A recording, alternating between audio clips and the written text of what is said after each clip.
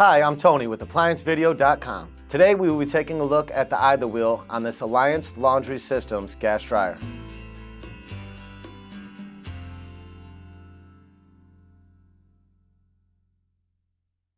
Stop. Before beginning any repair, remember to disconnect the power from the appliance.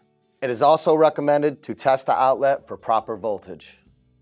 Remember to also turn off the gas. Symptoms of a faulty idler wheel will usually include a loud screeching and squealing noise, and also can sometimes break the belt if the wheel seizes up. Now, click on the link below to view this repair video. ApplianceVideo.com guides you step by step, giving you the confidence to avoid recalls and callbacks, also saving time on repairs. Whether you're up against an uncommon repair or the latest appliance on the market, our videos have been created with you in mind. Our growing library of videos have been produced using our factory-certified technicians who have extensive infield experience over the past 30 years.